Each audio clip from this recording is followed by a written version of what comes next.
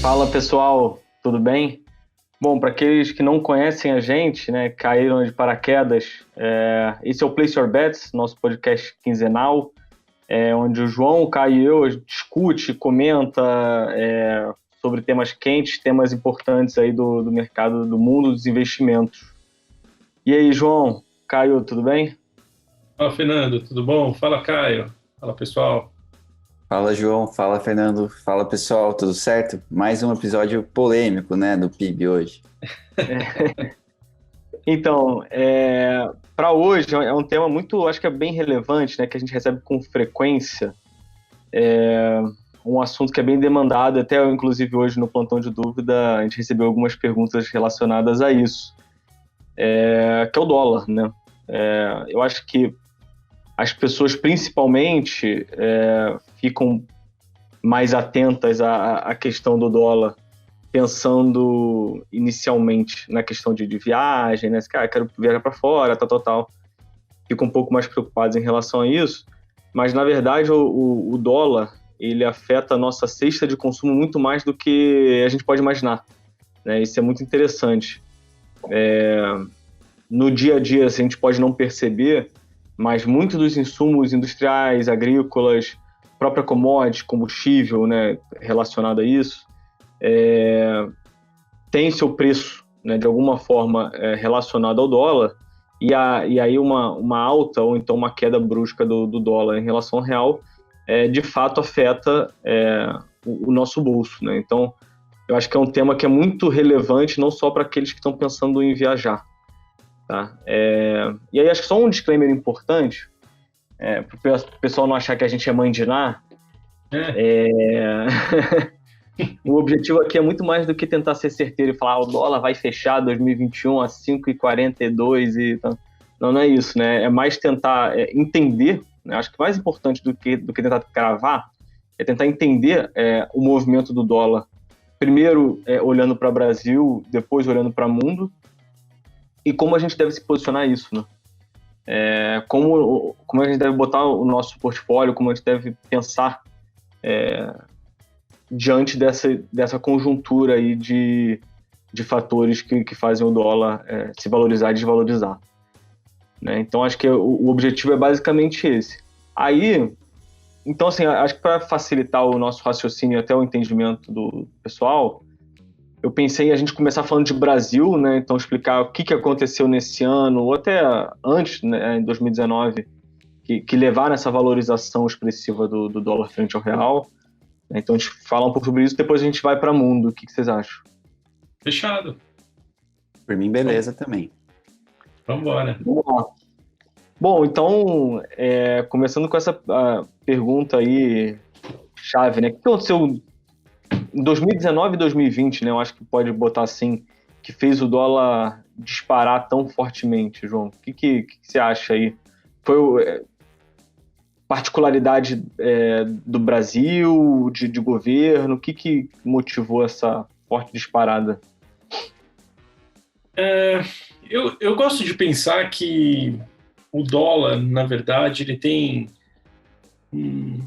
vamos dizer, duas cotações. Vou tentar explicar aqui de um jeito um pouco mais...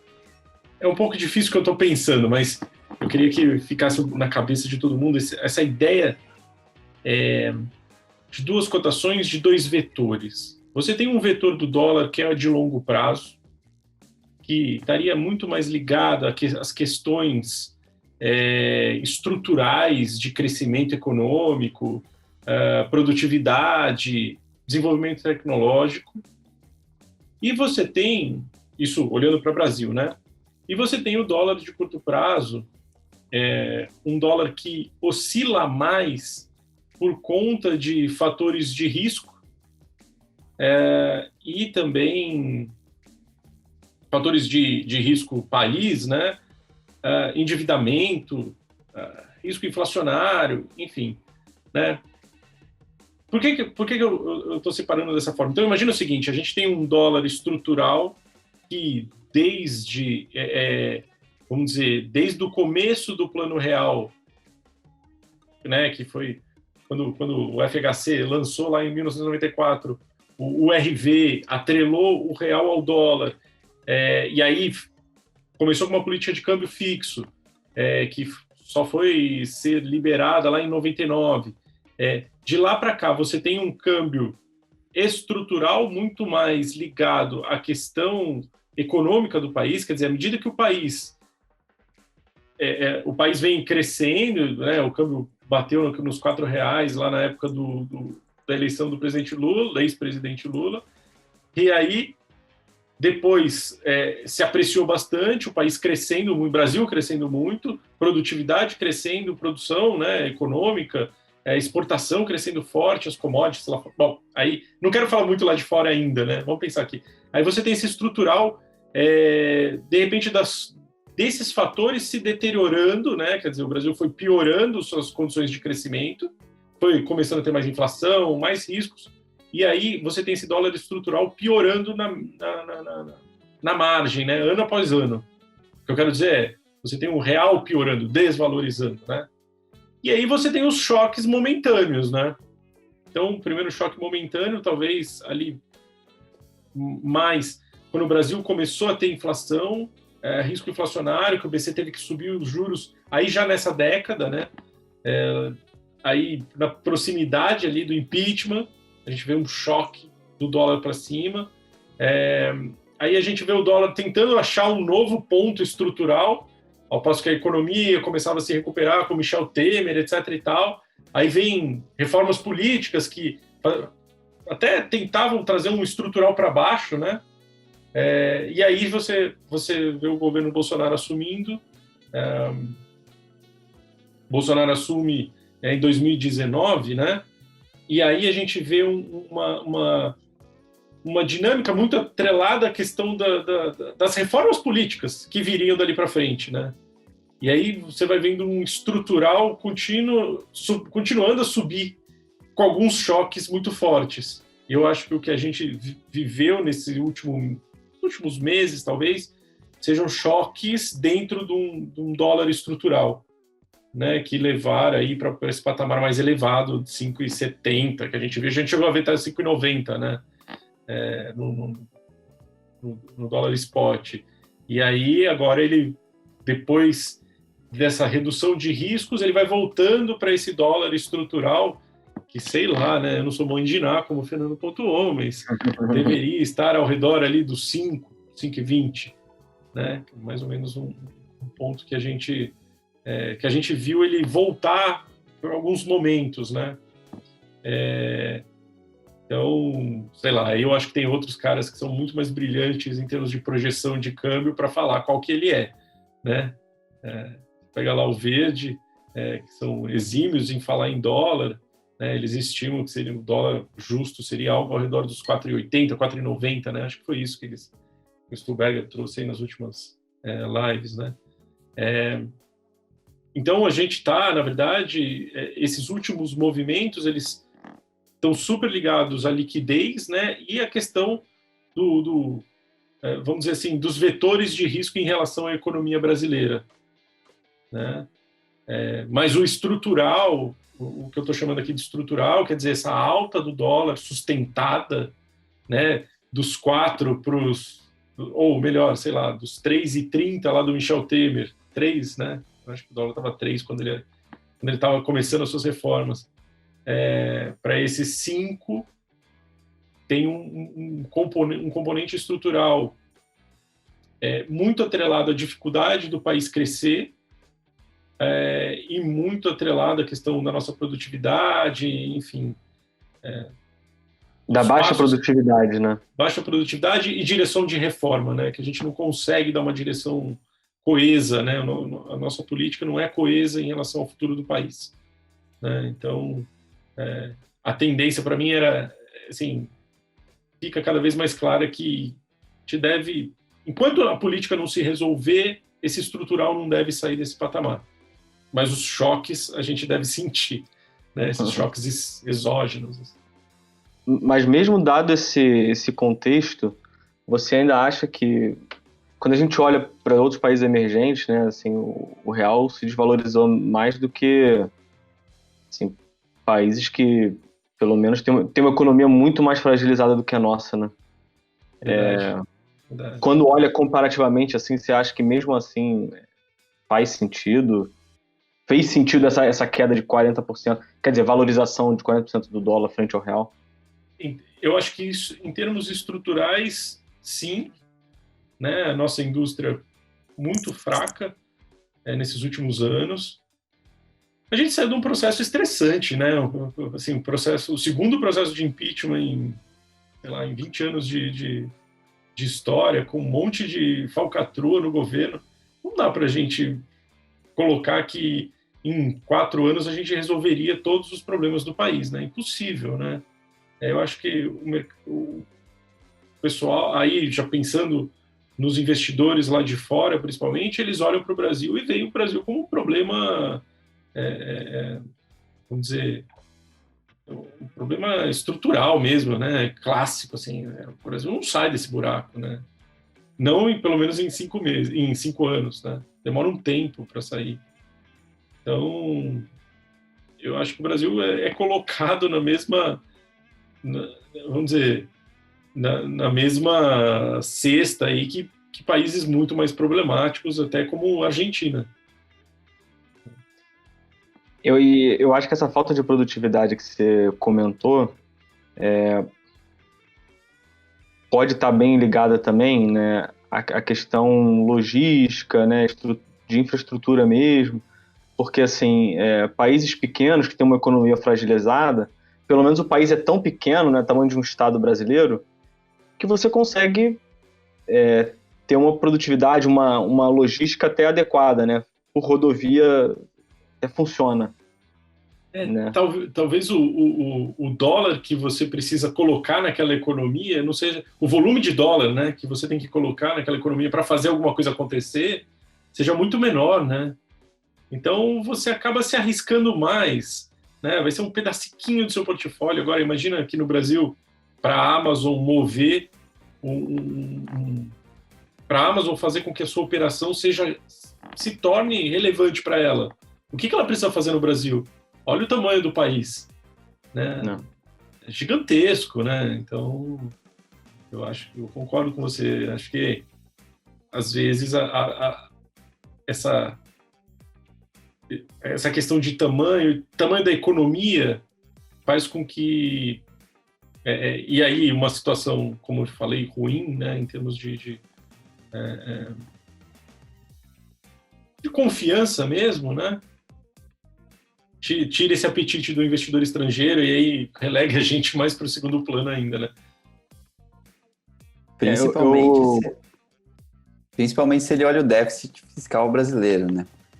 E atrelado a isso, um juro baixo, né? Porque, como você bem falou, João, até alguns anos atrás, a gente tinha também uma economia pouco produtiva, mas um juro altíssimo para segurar a inflação. Então, mesmo que seja um país arriscado, para o estrangeiro manter os seus dólares aqui no Brasil, ainda tinha um prêmio para isso. Hoje, com essa política do governo, que eu não estou falando que está errada, só estou falando que essa é a política que a gente atua hoje, que é de juro baixo e câmbio alto, como o Paulo Guedes falou.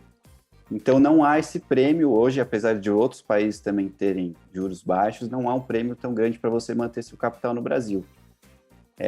Adicionado a isso, você tem o risco já natural de dívida pública, né, o risco fiscal grande, e a pandemia, né, que foi, assim, um aumento grande do nível de risco aí global, e aí a fuga natural de capital de países de maior risco, emergentes, para os Estados Unidos, né? Então você tem toda essa escala que ajuda bastante o dólar contra o real, principalmente, né? Desculpa, Fernando, te interrompi. Não, acho que você falou um ponto que eu acho que é interessante também, né? O risco de judicialização, ou então de quebra de contrato, de rasgar contrato. A gente vê até um caso recente aqui que está uma briga danada no Rio da linha amarela, né? Então, os investidores ficam até receosos, falam assim, pô, beleza, vou alocar meu capital no Brasil a uma taxa atraente, só que, sei lá, tem um risco de que a 2 anos de rasgar o contrato e ele ter que devolver aquela concessão, né? Então, até acho que é difícil estimar esse risco, e aí, às vezes, existe um certo receio do investidor de enviar seus recursos para cá. Mas um ponto que eu estava falando em relação à logística, né, que a gente estudou Sequoia,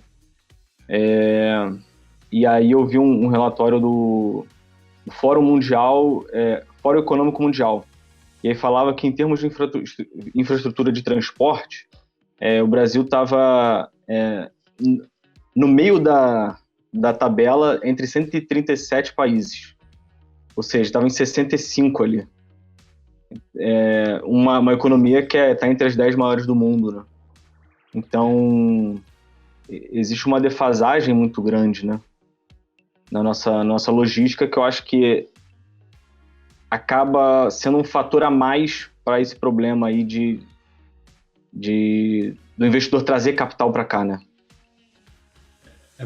Sim, acho que é um dos fatores críticos, né? Só para pontuar, né? Às vezes o mercado brasileiro se perde um pouco nessa questão aí das taxas de retorno, né? Da taxa interna de retorno. Você falou assim, às vezes temos projetos de infraestrutura que teriam capacidade de atrair capital estrangeiro com taxas internas de retornos de 2 dígitos, vamos supor, né? A gente vê muito isso, o brasileiro falando assim, mas esse negócio dá uma TIR de 12% ao ano. Uma baita TIR, né? Se a gente parar para pensar que a taxa de juros de longo prazo nossa, de 10 anos está em 8% ao ano, 12% ao ano parece um negócio super legal. Mas aí, quando você olha para o investidor estrangeiro e olha as oportunidades que eles enxergam lá mesmo, e até mesmo nos Estados Unidos, eles têm diversas oportunidades desse tipo, de 10% ao ano, né? Então, por exemplo, no mundo dos REITs lá fora, o retorno médio histórico dos fundos imobiliários americanos é de 11% ao ano.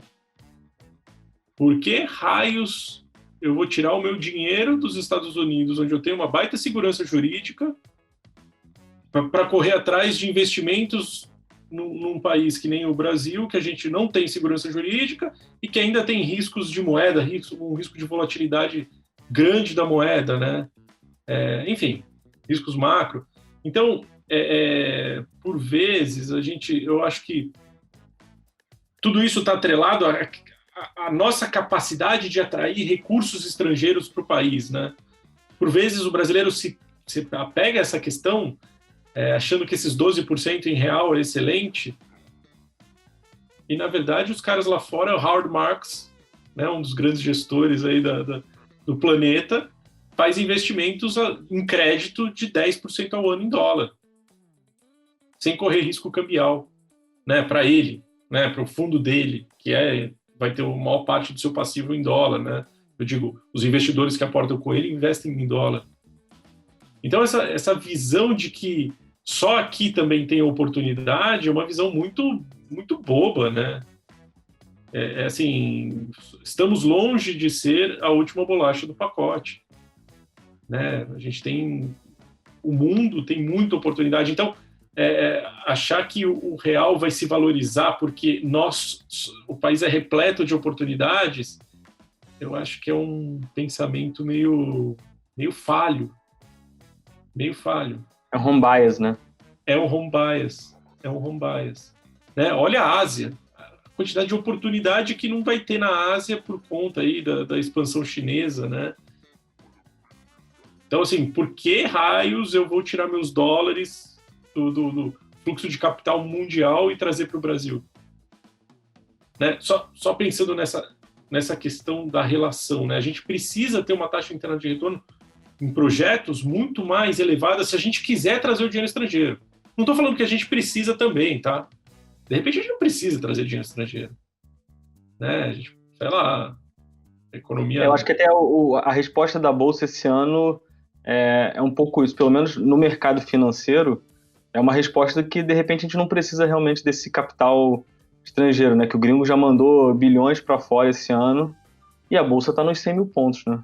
Está nos 100 mil pontos e meio uma pandemia, né? Se a gente não tivesse uma pandemia, muito provavelmente esse mercado já tinha ido muito além. né? Acho que a Bolsa estaria muito mais para frente. As empresas que ficaram sem chão no meio do ano iam ter chão, né? Então, é só para pontuar que essa percepção em relação ao dólar, assim, não tem um culpado claro, né? Eu acho que, além do Brasil não estar caminhando bem em relação às suas reformas estruturais, né, numa dinâmica lenta, agora é hora da eleição das prefeituras, pronto, parou o país, ninguém faz mais nada. Aí, daqui a pouco vai ser a reeleição na Câmara. Então, assim, a gente só vai começar a ver reeleição ou eleição na Câmara, né? O Rodrigo Maia falou que não quer ficar lá. A gente só vai ver reforma estrutural que poderia interferir nesse câmbio de forma estrutural a partir de fevereiro. E daqui até fevereiro, são 3 meses, novembro, dezembro e janeiro, que os mercados lá fora podem decolar, né? Quer dizer, o dólar aí, vai ser a hora, talvez, até interessante para a gente vai ter que olhar isso acontecer, mas vai ser a hora que os gestores do mundo inteiro, os grandes fundos e quem tem o fluxo de capital, esses gestores vão começar a realocar os seus portfólios. E o Brasil não tem nenhuma reforma aprovada para atrair esses dólares.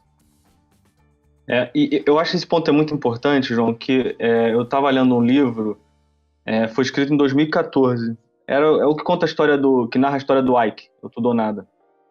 E aí pega bem aquele boom de commodity, o Brasil andando bem, tudo dando certo. E aí, em 2014, a autora ela narra que o país já está em crise. É que a gente se esquece, né? Mas o Brasil já estava em crise em 2014. Então já se vão aí 7 anos.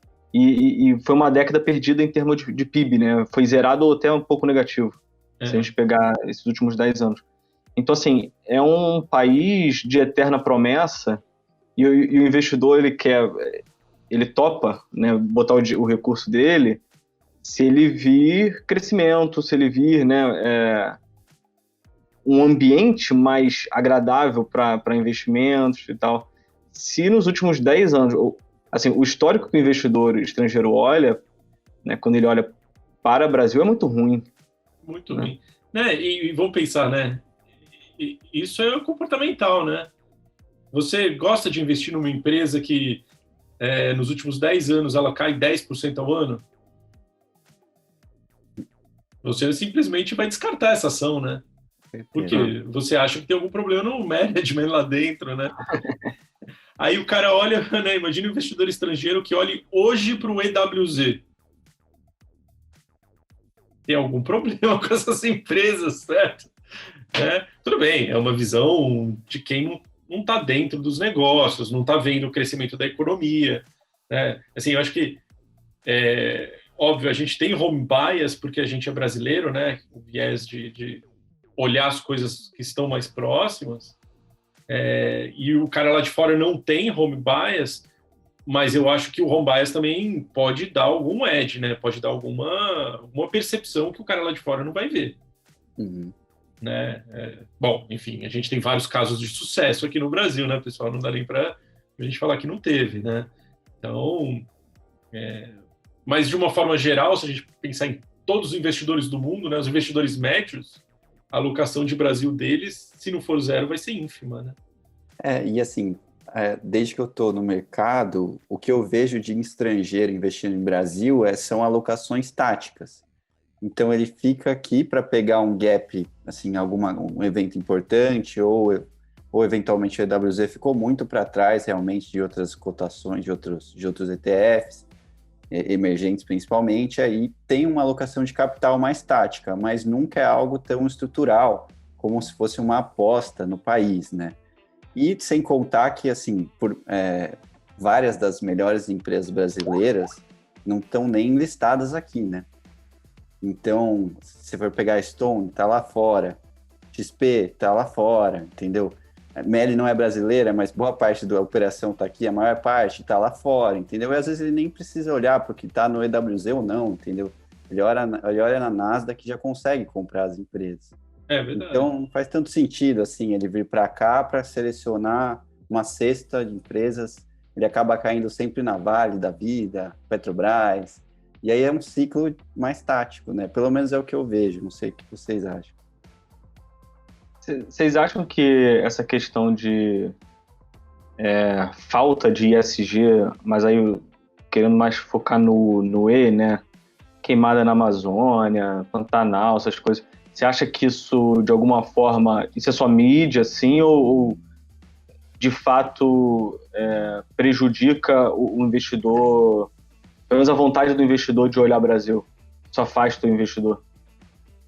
O que a gente escuta é que afasta, né? Que chega aos ouvidos é que afasta, mas não sei se na prática é bem isso, sabe? Que senão a Vale não estaria nas máximas históricas. Não deveria. Né? Eu acho que tem um misto aí de ruído e efetividade dessa escolha, sabe?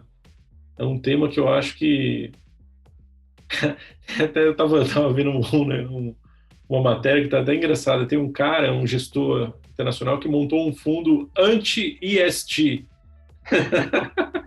Ele só vai comprar o que polui. Sei lá, né? Cada um é cada um. E, assim, vamos ver qual vai ser o desempenho dele, né? Por esse desempenho, a gente vai saber se esse tema é realmente caro aos investidores ou não, né? As notícias apontam que mas... E aí, isso, obviamente, poderia prejudicar o país, né? Mas a gente tem várias empresas no país que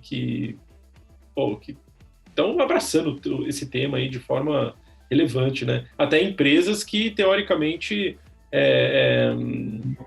são produtoras, são poluidoras, seus produtos são poluidores, né? Mas abraçam bastante o tema, então tentando proteger, enfim.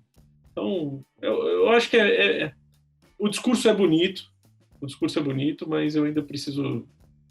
Eu tenho que ver mais para mostrar que essa tese realmente vai vingar, sabe?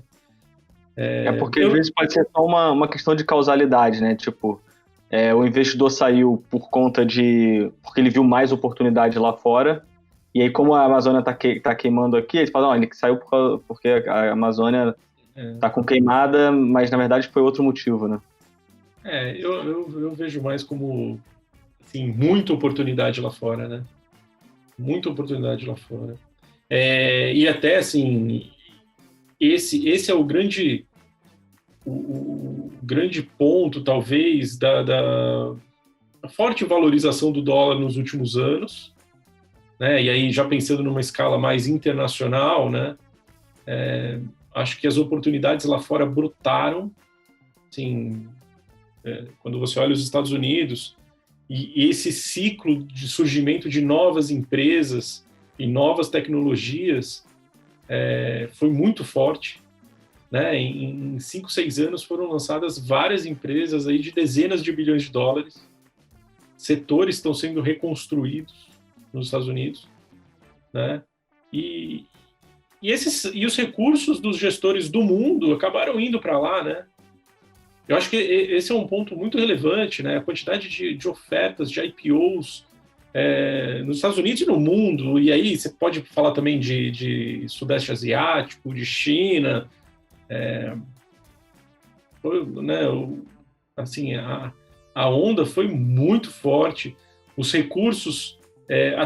vamos parar para pensar, né, que várias das empresas chinesas foram captar na Nasdaq, né? Então, na verdade, eles foram captar dólares, né? E se a gente parar para ver as grandes chinesas, por exemplo, a Alibaba, quando foi o IPO do Alibaba? Foi nessa década. Então, os investidores, assim, levaram dinheiro para os Estados Unidos e o dólar se valorizou mesmo, né, uma parte. E de todas as economias globais, depois da grande recessão, quem mais cresceu? Sem sombra de dúvidas, foi os Estados Unidos. E China, né? Estados Unidos e China. Mas, assim, Europa ficou para trás, América do Sul ficou para trás, Japão patinou agora, nos últimos anos que deu uma respirada. Tudo bem, você tem talvez uma Austrália que andou crescendo mais do que vamos dizer, a Europa, mas Estados Unidos foi o país aí que renasceu, né, depois da grande recessão. Isso é interessante você falar, porque assim, essa capacidade de reinvenção, ela é comentada por muita gente, né? Até o Warren Buffett, quando fez a reunião da Berkshire, ele falou sobre isso e tal. Never bet against America, né? Que assim, cara, a capacidade de reinvenção desse povo é muito grande e tal. E isso é impressionante quando você olha as empresas, né? Tem muita empresa que, como você falou, é nova, mas já vale vários bilhões. E assim, a revolução que essa empresa está fazendo, às vezes você não consegue nem mensurar no PIB, né? Então, assim, na verdade, o setor ou não existia e hoje é um setor super legal e você não consegue mensurar no PIB por conta da forma dele. Ou então você pega até meio um pouco... Eu acho que a mensuração às vezes pode ser errada, né? Às vezes o crescimento, quando se olha mais micro, pode ser até maior da economia do que quando se olha de uma forma conjunta, assim, completa. Vamos dizer, a complexidade da microeconomia é muito mais intensa do que a visão da macroeconomia, né? Você está olhando por cima, você não está vendo as formiguinhas trabalharem lá dentro, né? E as formiguinhas estão a 1000 por hora. E isso até, eu acho que é uma coisa que é relevante. Então, como eu estava falando, né? Você tem essa questão do dólar estrutural mais valioso, vamos dizer assim, né? E aí, saindo de Brasil, olhando lá para fora, também acho que essa retomada do dólar nessa última década tem muito a ver com essa reconstrução da economia americana e, bom, dólar é uma reserva já há muito tempo, enfim, a gente já não tem nem o que discutir, mas teve essa reconstrução da economia americana, da retomada, pleno emprego, até a pandemia a gente tinha pleno emprego nos Estados Unidos. Qual outra região do mundo que a gente tinha pleno emprego? Japão, ponto. Só.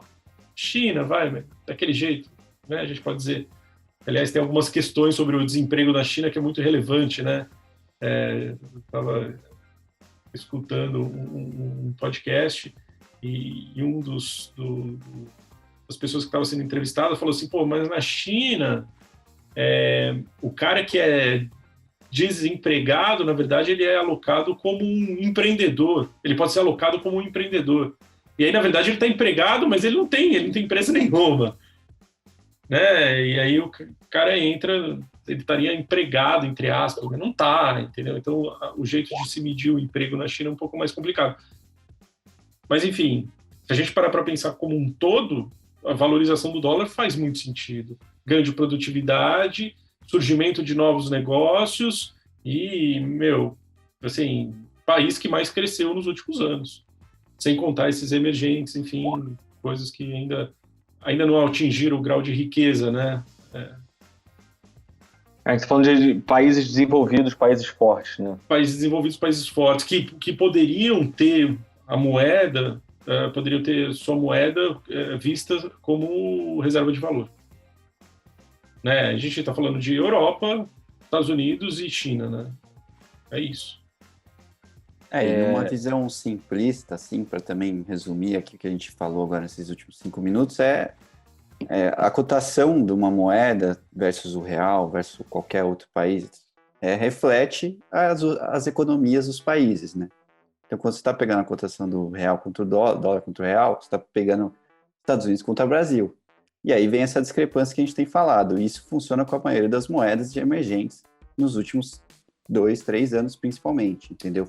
E agora com a pandemia é muito mais acentuado, porque quem sobreviveu, quem conseguiu a melhor resiliência foram os Estados Unidos, foi a China, entendeu? Então essas moedas realmente se destacam por esse âmbito macroeconômico.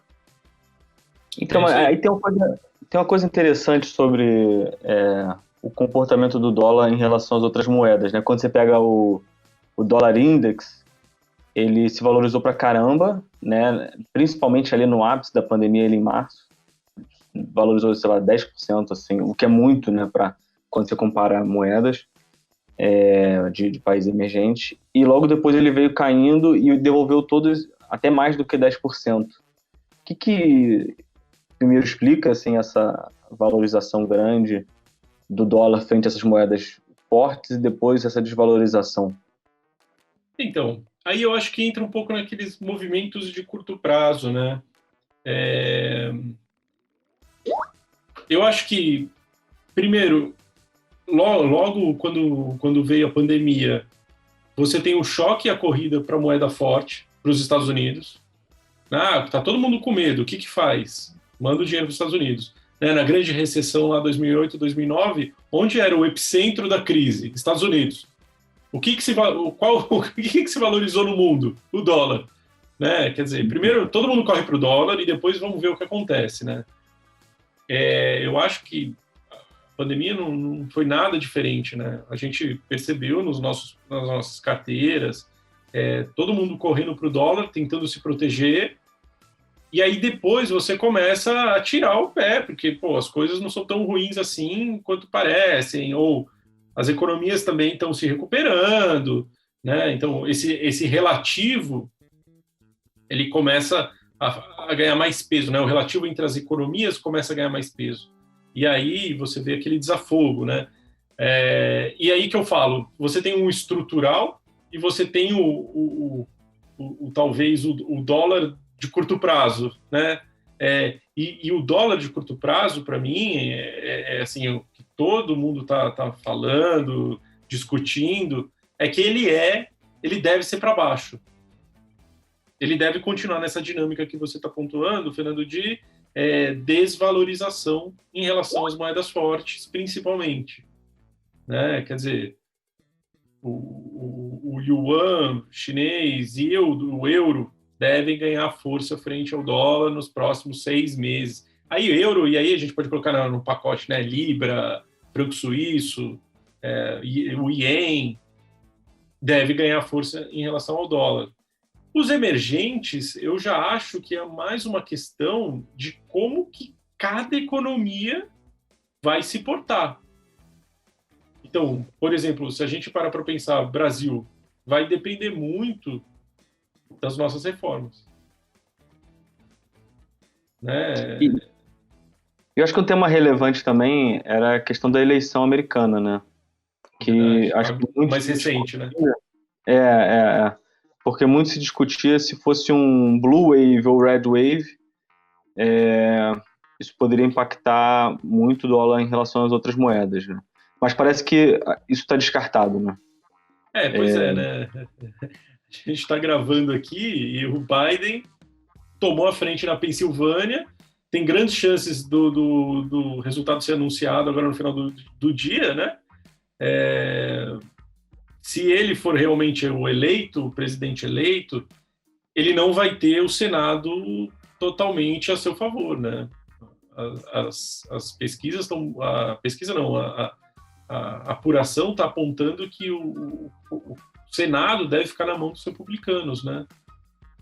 E aí isso teria um impacto no sentido de... Eu vou lançar uma coisa aqui que sempre me vem umas coisas na cabeça. Né? Na verdade, olha só, vamos lá. Se a gente tivesse uma onda azul, a onda azul significa tudo na mão dos democratas. Né? Muito provavelmente os democratas no dia seguinte iriam aprovar o pacote de ajuda, mais um pacote de estímulo para os americanos, né, para empresas e pessoas.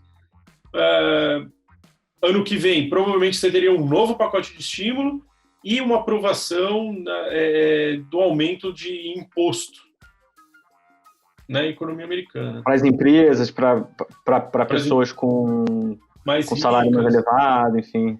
É isso aí. Com renda mais elevada, é isso aí. Perfeito. Bom, se a gente para pensar assim, todos esses vetores, na verdade, o que o Biden tentaria fazer seria equilibrar o déficit fiscal com novos impostos, né? Para o mercado, essa tentativa dele de ele equilibrar impostos, na verdade, subir os impostos, seria menor, vamos dizer, ele conseguiria arrecadar menos do que ele vai gastar com os estímulos. Então, o dólar, né, o déficit fiscal nos Estados Unidos deveria se abrir e a situação deveria piorar, o dólar deveria perder força frente a todas as moedas globais, né? Agora, com o Senado republicano, ele vai ter mais dificuldade de gastar, mas também vai ter mais dificuldade de subir imposto, né? Então, de certa forma, talvez o equilíbrio aí seja mais duro, né? E por isso, vamos lá, existe a linha dos economistas que já diz que o dólar, então, não deveria perder tanta força.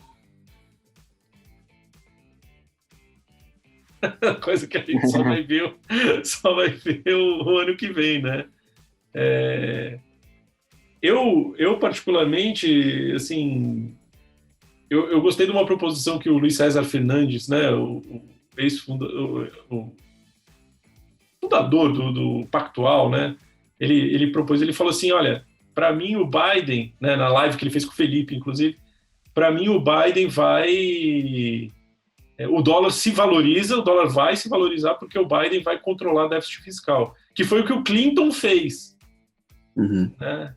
Então, assim, se a gente parar para pensar sobre essa ótica, talvez essa pressão de dólar que a gente fica imaginando, o dólar vai se desvalorizar, etc., as demais moedas globais vão subir, pode ser que a gente tenha uma surpresa importante aí na frente. Mas um ponto que pode ser um diferencial, na verdade nem eu tenho certeza, é a postura que o Trump estava adotando em relação à China, principalmente, que até a gente citou aqui. Nesse caso, acho que a gente pode ter uma mudança de postura, né? E nesse sentido, pode ter uma maior, vamos dizer, um maior favorecimento à emergência, aí, sendo a China o principal player, e aí provavelmente um fortalecimento das moedas emergentes perante ao dólar, ou você não acredita que isso aconteça? A gente, assim, eu acho que a situação da China ainda vai continuar meio azeda para os americanos, sabe? A gente até discutiu isso bastante numa outra live que a gente fez, né, Fernando? Quando você olha os dados, as pesquisas da percepção dos americanos sobre os chineses, a pesquisa mostra que assim, os chineses estão bem atravessados na garganta, sabe? E já é de tempo, né? Assim, acho que a pandemia acho que acentuou, mas isso já é de bastante tempo, né? Acho que essa é uma briga não só comercial, né? Então, tecnológica, de geopolítica ali com países ali no entorno da China, que os Estados Unidos tinham uma influência grande e tal, de cultura, enfim. Eu acho que é uma briga que não... Acho que pode mudar governo, pode... De repente, a conversa fica mais leve, mas eu acho que o tom, o vetor, acho que é o mesmo, né? Eu acho que entra naquela história estrutural, né? A briga estrutural, e aí você vai ter as pequenas oscilações em relação a essa estrutura de enfrentamento que está sendo criado, né? Vai ser criado, não tem como fugir, né? E nesse ponto, eu acho que o que eles começam a ver, não só o Trump, mas acho que qualquer presidente americano, eu acho que é o receio de perder a dominância do dólar como a principal moeda global, né? Verdade. E eu acho que hoje, quando a gente enxerga, né, os proponentes, né, acho que quem estaria mais perto de um dia poderia chegar para concorrer com o dólar seria a moeda chinesa, né? Não sei se teria uma outra que poderia alcançar esse patamar. Eu acho que assim, a moeda chinesa, eles conseguirem estruturar um mercado financeiro funcional de verdade, né? Se eles puderem emitir bonds em yuan para o investidor estrangeiro, eu acho que é relevante essa questão. E se não tiver, assim, a questão eles emitirem crédito para investidor estrangeiro só vai funcionar se eles tiverem um governo que dê diretrizes claras do que eles estão fazendo, né? não dá para ficar escondendo o leitinho. Quem que vai querer financiar o Partido Comunista, de certa forma? É um partido que você não sabe quais são as diretrizes político-econômicas. Você vai comprar o ativo simplesmente por comprar o ativo? Simplesmente porque um ditador vai te pagar 3% ao ano? Eu tô ditador exagerado, tá, pessoal? Mas assim, né? Sei lá se é exagerado. Mas simplesmente por causa disso, ou você vai comprar, ou você... Assim, você daria dinheiro pro Maduro por 10% ao ano? E 20%? Entendeu? Então a China vai ter que ser muito mais clara com seus objetivos. Eu acho que a questão da desvalorização da moeda chinesa também, né? Do controle do câmbio, né? Uhum. Do controle do câmbio. Não adianta nada. Você compra o crédito chinês 3% e eles desvalorizam a moeda. E aí? Você ficou com o dinheiro que não vale... Puf, vale pó. Esse ponto que você comentou, acho que até é um assunto que está bem quente agora, é sobre ter um mercado financeiro pujante, forte, né, atrair realmente capital. Você acha que esse movimento de suspender o IPO da Ant Financial pode ser positivo por esse aspecto? Tipo assim, olha, a gente está olhando, a gente está querendo controlar mais, a gente não é terra de ninguém, assim. Eu tenho uma visão mais positiva da suspensão, tá? É óbvio que, assim, eu não sei detalhes. A única coisa que eu li foi que o regulador chinês, ele olhou para o negócio do Ant Financial Group lá e falou assim, olha, gente, peraí, isso não é uma tech, isso é uma fintech e a gente precisa ver qual é qual a importância desse negócio dentro do contexto econômico da China. Né? Assim, na verdade, parte da verdade aqui é o medo de você ter um monte de investidor estrangeiro cuidando de uma empresa ou com uma participação relevante em uma empresa chinesa que tem depósitos de 800 milhões de chineses, sabe? Então, de repente, no final, acho que foi bom. Quer dizer, pode ter sido bom, né? Se for pensando em estruturação de mercado, tal.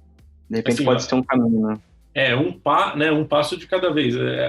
Talvez o Jack Ma tenha sido muito agressivo nesse momento de querer colocar a empresa de uma vez e tentar fazer vingar, e talvez ele tivesse que ter passado antes com o governo. Calma, gente, o que eu quero fazer, né? Mas eu acho que para os chineses talvez seja o melhor, né? Para essa criação desse segundo polo do mercado financeiro, talvez tenha sido melhor mesmo. Né?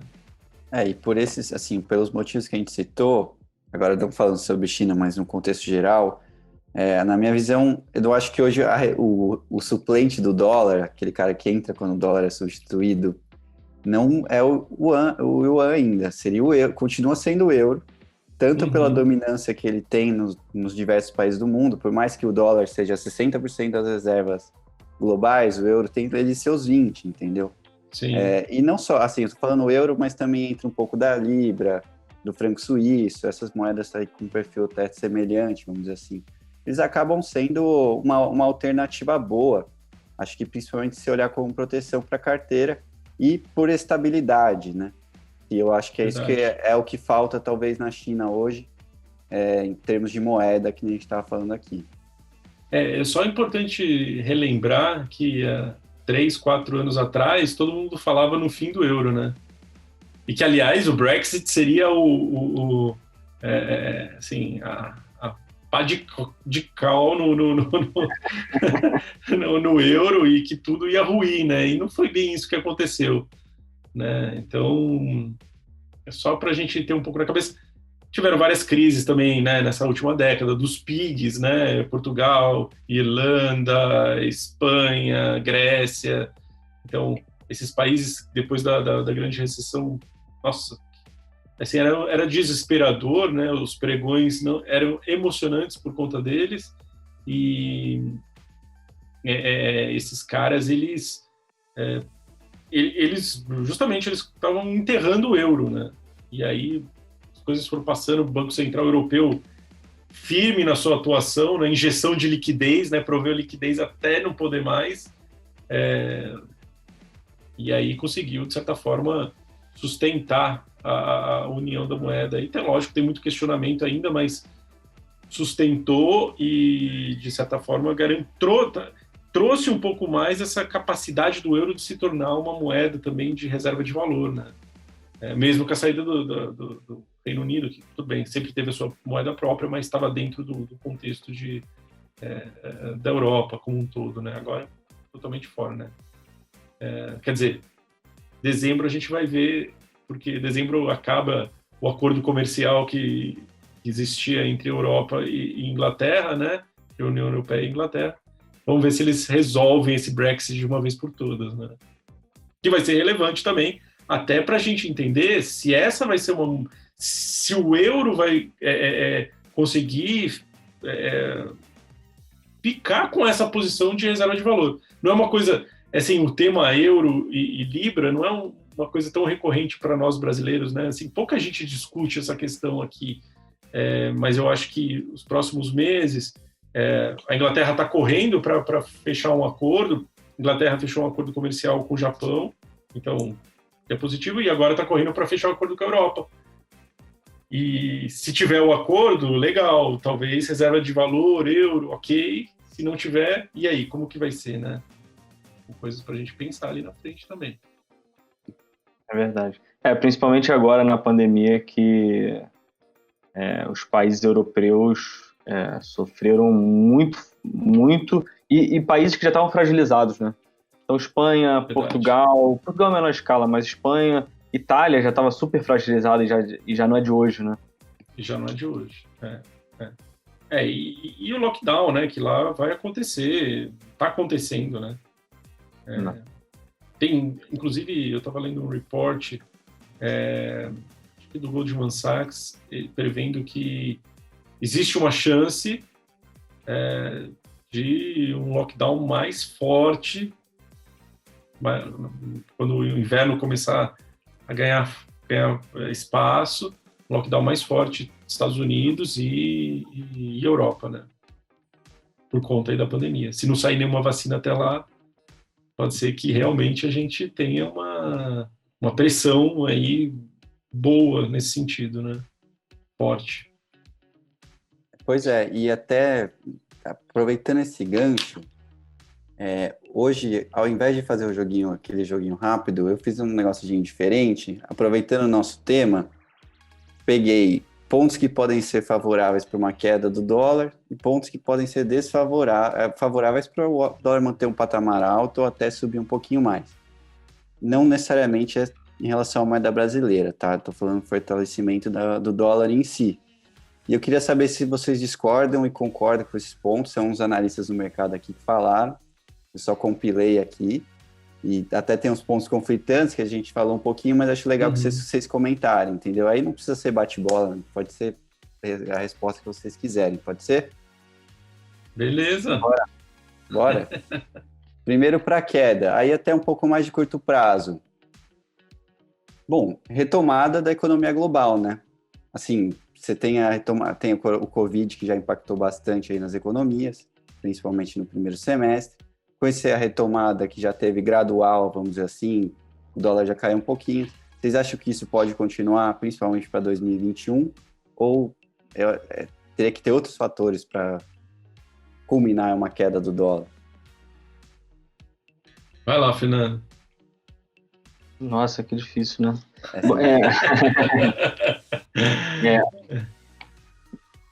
Que no final eu acho que a economia americana se recupera mais rápido do que as demais. Pelo menos tem potencial para isso, né? Então, eu acho que independente do presidente eleito, eu não apostaria contra o dólar. Não apostaria contra o dólar. Eu acho que tem que ter dólar. Eu concordo, acho que tem que ter dólar no portfólio, um pedaço do dólar, e a gente sempre fala, né, gosto do dólar trabalhador, né? Acho que o dólar trabalhador, nesse momento, é ainda mais importante, né? O que eu quero dizer é um dólar atrelado à renda variável, né? Você precisa ter um investimento em dólar, né? Não ter uma moeda só na carteira. E, e assim, eu concordo com você, Fernando, assim, eu tenho muito comigo que assim, os resultados que vão vir das empresas americanas vão continuar surpreendendo. Né? A gente deve ter a shopping season agora, nesse quarto trimestre, muito forte, muito aquecida. Se vier um pacote de estímulo, putz, a economia americana vai estar quente, vai voltar a ficar quente. E assim, se a gente pensar, né, por exemplo, se tem uma valorização do real, o real vai para 2, a cotação, né, vai para R$ 2, imagina, né, supondo. O poder de compra do brasileiro para comprar iPhone aumenta de forma exponencial. E aí, né, então assim, por um lado, o dólar se enfraqueceu em relação ao real, por outro lado, a Apple vendeu milhares de vezes mais iPhones e iClouds e não sei o quê. Então assim, como é que você balanceia isso, né? Eu acho que no final, se você tiver nos ativos corretos, você meio que faz um hedge desse. Por um lado, você perde o câmbio e você ganha na receita, né? Você consegue fazer esse balanceamento. É verdade, né? A maior parte das empresas são globais, né? No final das contas. Se a gente parar para pensar, as grandes empresas, maiores empresas americanas são globais, né? Tô contigo nessa. Quer dizer, pode ter esse equilíbrio, né? Que a gente não consegue mensurar, é difícil de mensurar, né? Mas eu acho que, assim, de curto prazo, Caio, se a gente fosse olhar para... Se eu tivesse com uma ótica de um analista de mercado puramente, assim, sem querer discutir um pouco filosofia que a gente faz aqui, né? Assim, pragmaticamente, o dólar pode se valorizar a curto prazo? Pode. E aí, até em relação ao real, acho que vai acontecer. Acho que a gente volta para aquele dólar mais estrutural, sem choques. Seria, sei lá, seus 5,20, 5. Não sou mãe de nada, mas eu acho que isso pode acontecer. Pode acontecer. Mas aí, como o Fernando pontuou, o que eu acho? Se isso vier a acontecer, assim, tem algumas contas, né, que os caras lá de fora fazem. A cada 10% que o dólar se desvaloriza, os lucros do SP500 sobem 3%, na média. E aí a gente está falando de SP500, né? Mas quem são as empresas que conseguem capturar isso daí pra caramba, né?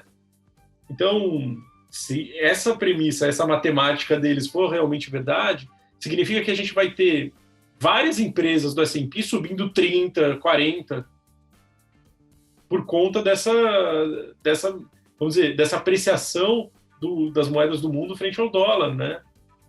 Então, se a gente tiver na conta esse dólar trabalhador, talvez seja até favorável. A gente vai ganhar mais dinheiro com um investimento em equities do que a gente vai perder em desvalorização, né? Eu acho que é um pouco por aí. Pois é. Bom, o segundo item seria Biden, acho que a gente já comentou aqui, então não acho que vale a pena a gente retomar, mas o terceiro, eu acho que aí pode até favorecer mais o dólar, seria a incerteza em relação à pandemia, né? Porque sem vacina, novos casos, nova onda, isso pode tornar o nível de risco maior e aí agregar mais, fortalecer mais a moeda americana, né? O que vocês acham? Assim, como aconteceu em março, né? Agora, o que acontece agora, no momento atual, é que acho que no primeiro choque, todos os recursos globais foram pro Treasury, e aí amassou o Treasury, né? E aí acabou depois indo para equity, né? Lá, americana. Mas agora que os Treasuries estão remunerando, sei lá, 1%, 0,7%, eu não sei qual seria a saída, mas com certeza não seria estar num país emergente que não cresce, né? Eu acho que os investidores no final acabam pensando nisso. Então, assim, acho que um caminho pode ser China, na verdade, né? A gente, pelo que a gente tem visto, a gente conversou com a Vale e assim, eles medem, eles têm alguns indicadores de alta sensibilidade, né, que mede ali bem dia a dia. E esses indicadores mostram que, assim, que a Vale, que a economia chinesa está voando de uma forma assim, impressionante, né? Às vezes a gente não acredita em dado oficial, mas os dados das empresas, ou então dados de importação de concreto, disso, aquilo, você vê que realmente está indo bem e parece que superou, pelo menos, o pior momento da pandemia, né? Parece que eles souberam controlar isso. Então, de repente, um pouco de recurso para a China, né? É um país, quando você compara relevância do país em termos de tamanho de PIB e representatividade no MSCI, é muito pequeno, né? Existe uma discrepância grande. Então, acho que também existe um recurso aí que pode ir para a China para meio compensar esse desbalanceamento aí. Eu gosto desse hedge, de certa forma, né? Eu tô contigo nessa também. Acho que pandemia... eu acho que para proteger da pandemia, a única coisa que dá para fazer de verdade é diversificar, né? E aí, você tem que ter vetor geográfico, né? Não dá para você apostar todas as suas fichas na moeda emergente do país que não cresce, né? Então, acho que você ter, que nem o Fernando falou, China, você ter também investimento para o Sudeste Asiático, né? Inclusive, a gente tem uma recomendação na carteira Empíricos, né? De um case que é super legal, que está crescendo pra caramba. Eu acho que se você conseguir montar essa carteira diversificada, você vai acabar bem protegido dessa questão de uma possível supervalorização do dólar, ou enfim, ou desvalorização, enfim, em relação à pandemia. Legal. E assim, o quarto ponto seria justamente que desfavoreceria o dólar, seria a ascensão de outras moedas que poderiam ser tratadas como reserva. Então, a gente já falou aqui do yuan e do euro. Então, o quinto ponto, que acho que é a pimentinha aqui, que a gente sempre fala desse tema, mas aqui ainda é muito incipiente, mas são as moedas digitais, né? E aí, no âmbito mais estrutural, fortalecimento delas como meio de pagamento, própria reserva de valor, isso provavelmente traria um enfraquecimento da geral das moedas do mundo. Vocês acham isso? Vocês acham que é o inverso? O que vocês podem agregar em relação a isso? Eu conheço muito pouco, assim, na verdade, de criptomoeda, né? Mas, pelo menos o que eu vi na história recente, né, ela não funcionou como reserva de valor no pânico como as pessoas estavam esperando, né? Então, acho que isso pesa um pouco contra. Por outro lado, a gente já vê algumas empresas, né, o PayPal, a Square, algumas empresas adotando, a SEC americana com alguns parâmetros, né, estudando, o Paul Tudor Jones, que é um dos grandes investidores, falando também de criptomoeda. Eu acho que tem um caminho grande para se provar ainda. Eu acho que não sei. A gente precisa ter uma economia talvez um pouco mais atrelada a cripto, né? Assim, sei lá, quanto custa um cafezinho do Starbucks em Bitcoin? Né? Eu não sei o café deve ser $1 e a transferência ser 3. Entendeu? Mas se for cotado em dólar, por que você vai pagar em Bitcoin e não vai pagar em dólar? Sabe? A questão talvez seja um pouco de como que o mercado, como o comportamento dos vendedores de produtos, etc. e tal, vai atrelar os ativos ao Bitcoin, né?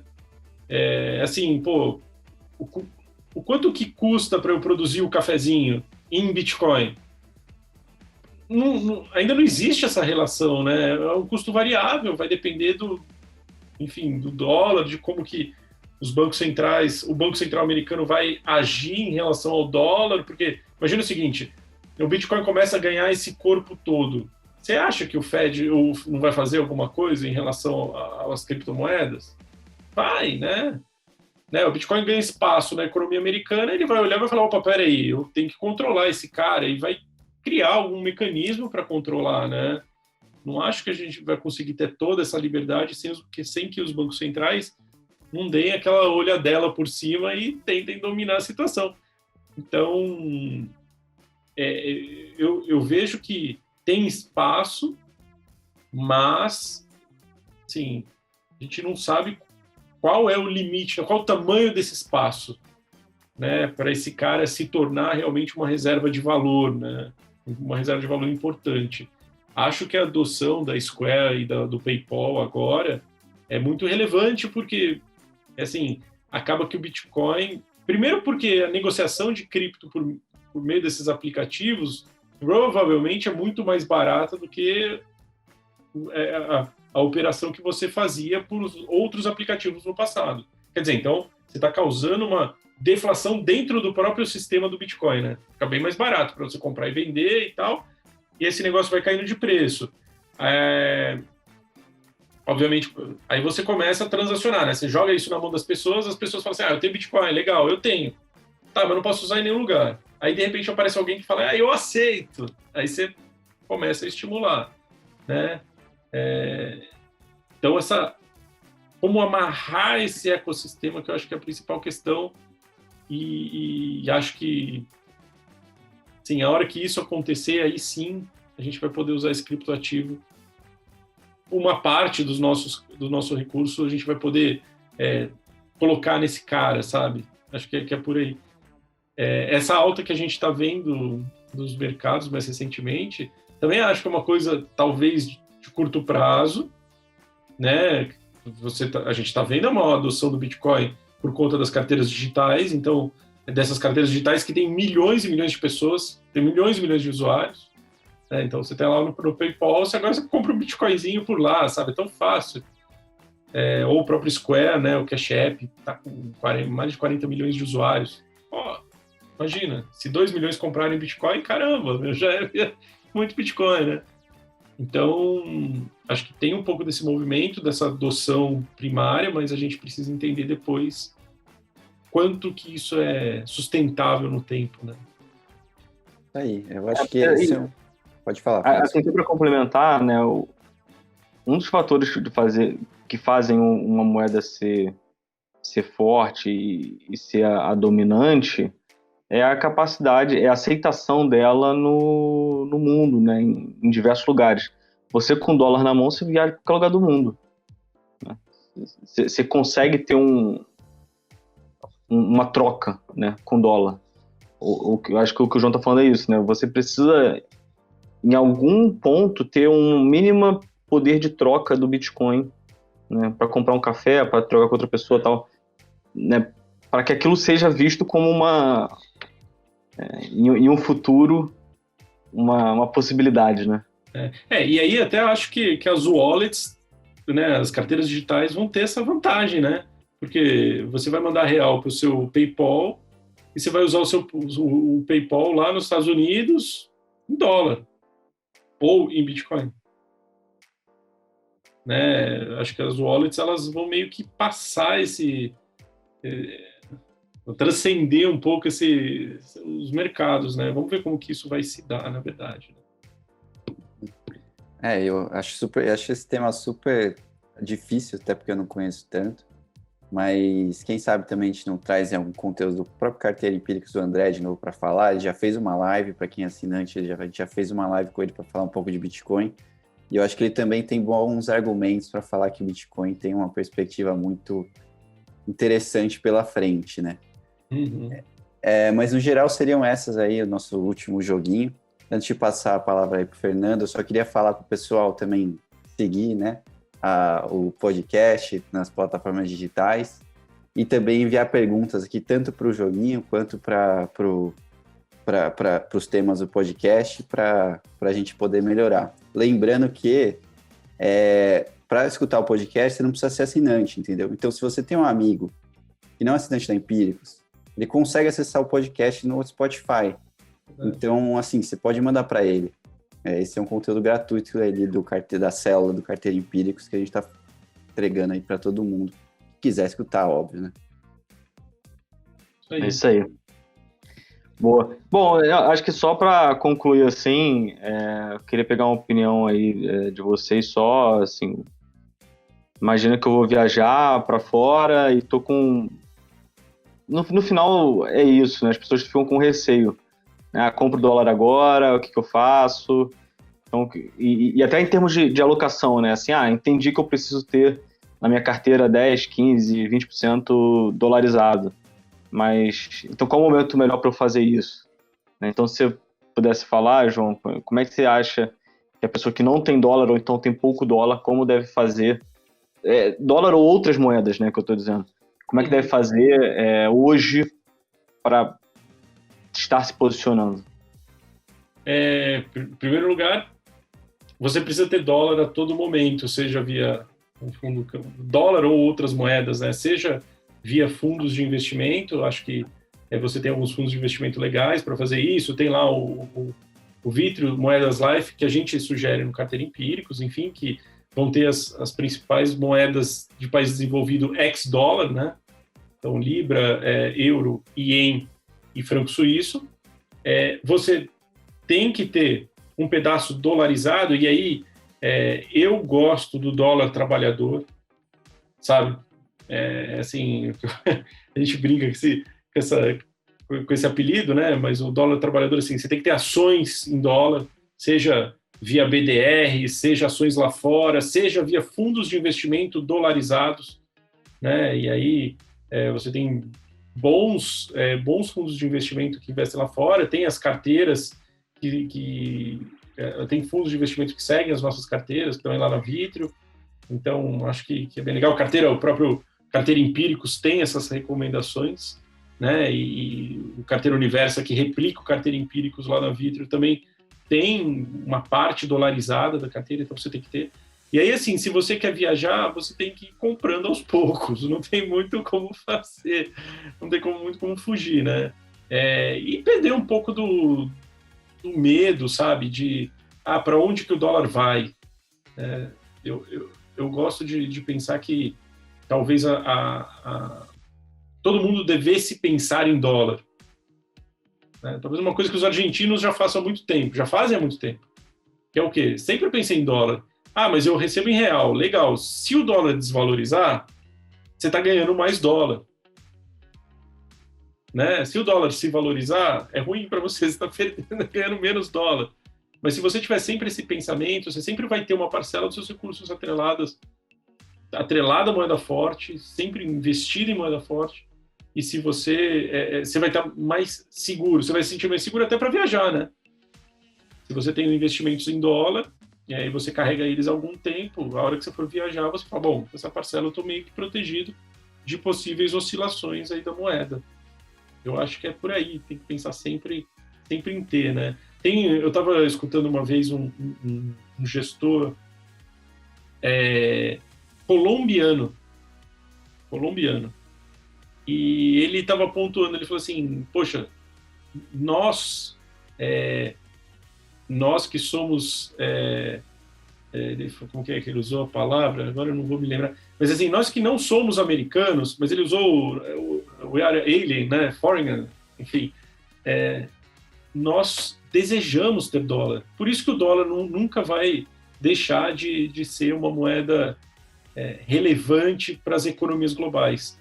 Todos os estrangeiros desejam ter dólar na sua carteira, né? Então, não só brasileiros, mas colombianos, africanos, asiáticos, todo mundo quer ter dólar no final das contas. Então, acho que para a gente, como investidor, a gente tem que ter um pouco isso na cabeça, sabe? E esquecer um pouco essa visão do americano, que, mas o dólar vai se desvalorizar, eu posso perder o meu poder de compra. Eles nunca vão perder o poder de compra deles, a não ser que aconteça alguma coisa muito maluca. E a gente tem que ganhar um pouco de poder de compra, e eu acho que é só com um pouco disso na carteira. Fechado, acho que com isso a gente conclui muito bem aí. uma horinha de dólar. Espero que a gente tenha conseguido passar por tudo. É um assunto muito, eu acho que assim, por um lado é complexo e por outro lado é muito, acho que interessa muita gente, né? Porque se sente na pele, né? Por exemplo, quero comprar um iPhone, antes era R$4.000, agora tá R$8.000. Nossa. E esse novo, então, não sei nem quanto que tá. Então, eu imagino que um passeio na Disney de uma diária vai estar quantos R$1.000? Era $200 por pessoa, não era? Eu acho que é por aí, não é? Faz um tempo que eu não vou. Mas deve ser por aí. 200. Então faz aí vezes 5, R$1.300, R$1.200. Um dia. Só pra entrar, só pra sorrir. Só pra sorrir. Então, só pra tirar uma foto. Mickey valioso. Bom, acho que beleza então, pessoal. Com isso a gente conclui. Espero que vocês tenham gostado. Pra gente aí é um enorme prazer estar conversando com vocês, trazendo temas aí diferentes. Como o Caio disse, por favor, manda pros seus amigos, qualquer sugestão, crítica, dúvida, manda pra gente. Tanto no nosso Instagram, o meu é o Fernando Ferreira, do João é o João Picione, né? É isso aí. João. Caio não tem. Tem. Mas manda também pro e-mail do Carteira. A gente está super aí disponível para carteira@empíricos.com.br, super disponível para conversar com vocês. Valeu, gente. Até a próxima. Valeu, pessoal. Bom final de semana.